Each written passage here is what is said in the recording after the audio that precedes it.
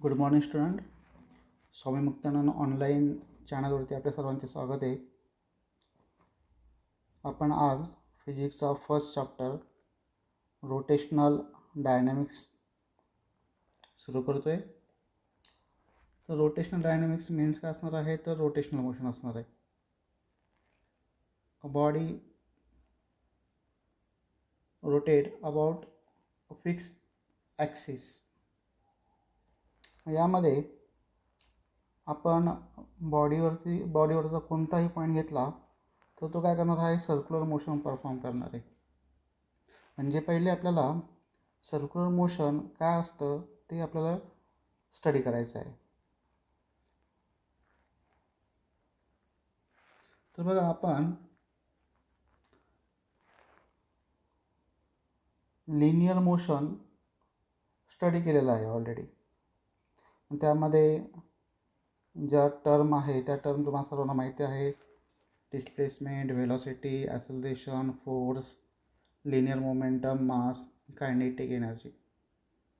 तर ह्या ज्या टर्म आहे त्या लिनियर मोशनमध्ये आपण यूज करत होतो. लिनियर मोशनमध्ये ऑब्जेक्ट जो आहे तो काय असणार आहे, तर त्याचे जे मोशन असणार आहे ते स्ट्रेट लाईन असणार आहे. त्या सर्क्युलर मोशनमध्ये जी ऑब्जेक्टची मोशन असणार आहे it is along the circumference of the circle.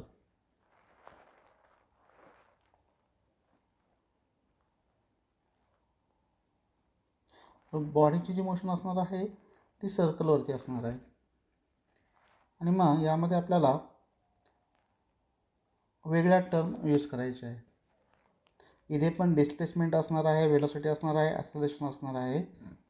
पण ते जे टर्म असणार आहे त्या टर्म आणि लिनियर मोशनच्या टर्म याच्यामध्ये ॲनालॉजीच असणार आहे, परंतु त्या टर्म वेगळ्या असणार आहे. यामध्ये आपण angular displacement, angular velocity, angular acceleration, torque, angular momentum, moment of inertia आणि kinetic energy in circular motion या टर्म आपण यूज करणार आहे. तर सर्क्युलर मोशनचा स्टडी करताना आपल्याला लिनियर मोशनच्या टर्मसुद्धा लागणार आहे, प्लस आपल्याला अँग्युलर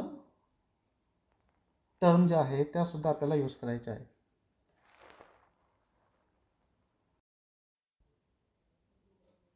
तर पहिले आपण सिंपल सर्क्युलर मोशनची डेफिनेशन बघणार आहे. Circular motion, the motion of particle or body along the circumference of circle is called circular motion. म्हणजे आपल्याला काही एक्झाम्पल सांगता येईल. Motion of an electron around the nucleus. या एक्झाम्पलमध्ये नेसेसरी सेंट्रिपिटल फोर्स जो आहे it's provided bye electrostatic force of attraction between positive charge and negative charge. नंतर दुसरा आपल्याला एक्झाम्पल सांगता येईल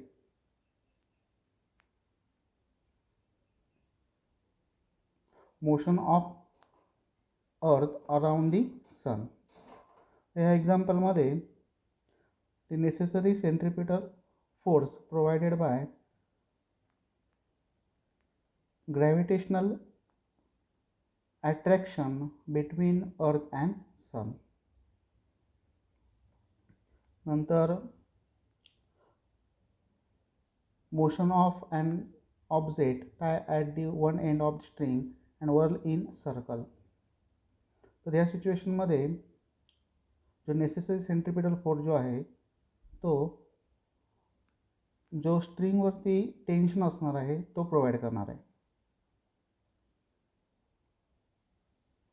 नंतर motion of tip of hand of clock.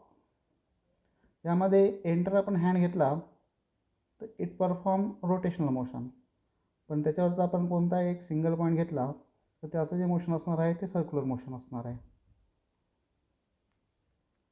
Motion of vehicle along the circular curve road. या सिच्युएशनमध्ये necessary centripetal force provided by the friction between the surface of road and tire of vehicle.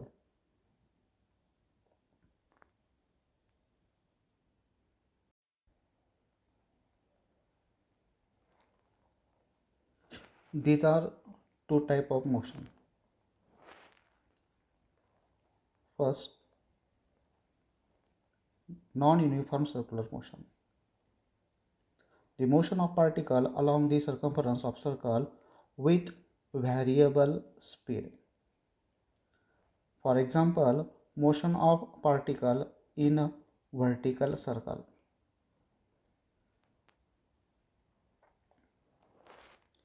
तर बघा, आपण समजा एक काय घेतला,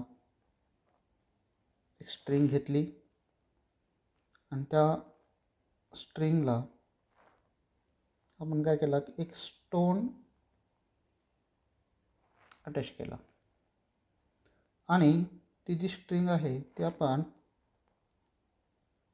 vertical प्लेनमध्ये मूव केली.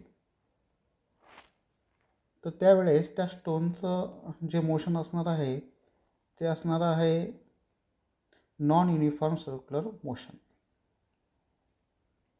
म्हणजे हा जो स्टोन आहे वरती जाताना त्याचा जो स्पीड आहे तो काय होणार आहे, कमी होणार आहे आणि पुन्हा खाली येताना स्पीड त्याचा वाढणार आहे. त्यामुळे हे जे मोशन असणार आहे हे कसं असणार आहे तर नॉन युनिफॉर्म सर्क्युलर मोशन असणार आहे. आणि पुढचं जे मोशन असणार आहे ते असणार आहे uniform circular motion. The motion of particle along the circumference of circle with constant speed.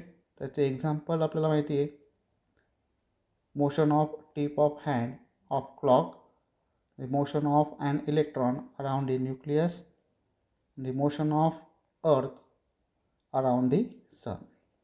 तर हे जे युनिफॉर्म सर्क्युलर मोशन असणार आहे त्याच्यामध्ये पार्टिकलचा स्पीड कसा असणार आहे, कॉन्स्टंट असणार आहे. त्यामुळे त्याला एक काय असणार आहे, डेफिनेट टाईम. युनिफॉर्म सर्क्युलर मोशनमध्ये जरी कॉन्स्टंट स्पीड असला तरी त्याची जी लिनियर व्हेलॉसिटी असणार आहे पार्टिकलची ती नेहमी सर्कलला सर्क्युलर पाथला टँजंट असणार आहे. आणि त्यामुळे जरी स्पीड कॉन्स्टंट असला तरी लिनियर व्हेलॉसिटी जी असणार आहे कंटिन्युअसली चेंज होणार आहे. On account of this change in direction, the linear velocity of particle varies. Hence, UCM is accelerated motion. तर यामध्ये आपल्याला बेसिक टर्म बघायचे आहे. तर पहिली जी टर्म आहे ती आहे radius vector. Simply, radius vector is a vector drawn from the center of circle to the position of particle performing circular motion is called radius vector.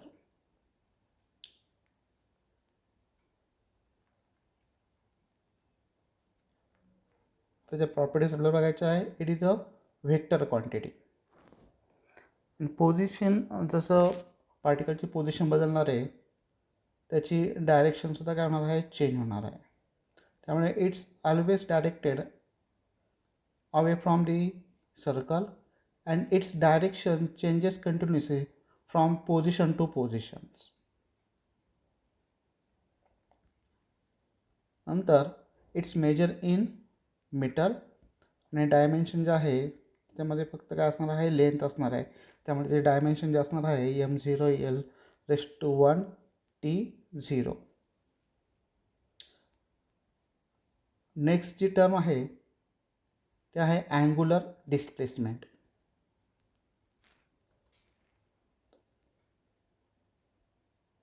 The angle described by the radius vector at the center of circle when the particle move from one point to another point on the circumference of circle is called angular displacement. तर यामध्ये particle जो आहे तो ए पासून बी पर्यंत काय झालेला आहे, मूव्ह झालेला आहे. आणि मूव्ह होताना त्यांनी काय केलेलं आहे, तर अँग्युलर डिस्प्लेसमेंट त्याचं डेल्टा एस इतकं झालेलं आहे. आणि त्याने जो काही अँगल डिस्क्राईब केलेला आहे तो आहे डेल्टा थीटा. आणि मग by definition of angular displacement delta theta is equal to arc length upon radius. आणि मग आपल्याला इक्वेशन मिळणार आहे delta theta is equal to delta S upon R. Small time इंटरवलसाठी डिस्प्लेसमेंट अँग्युलर डिस्प्लेसमेंट काय असणार आहे, ट्रू व्हेक्टर असणार आहे. पण फायनाईट अँग्युलर डिस्प्लेसमेंटसाठी हा स्यूडो व्हेक्टर असणार आहे. Means it not obey the vector law. It's measure in radian. आणि त्याचे जे डायमेन्शन असणार आहे M0 L0 T0, म्हणजे त्याला आपण डायमेन्शनलेस म्हणू शकतो. कारण की जो रेशो आहे लेंथ अपॉन लेंथ असणार आहे. आर्क लेंथ ती पण लेंथ असणार आहे आणि रेडियस ती पण लेंथ असणार आहे. त्यामुळे ही जी क्वांटिटी आहे ही कोणती असणार आहे, डायमेन्शनलेस क्वांटिटी असणार आहे. आता याची डायरेक्शन बघायची आपल्याला. तर अँग्युलर डिस्प्लेसमेंट काय असणार आहे, व्हेक्टर असणार आहे. आणि व्हेक्टर असल्यामुळे त्याला काय असणार आहे, एक डायरेक्शन असणार आहे. मग यामध्ये जी डायरेक्शन असणार आहे ती डायरेक्शन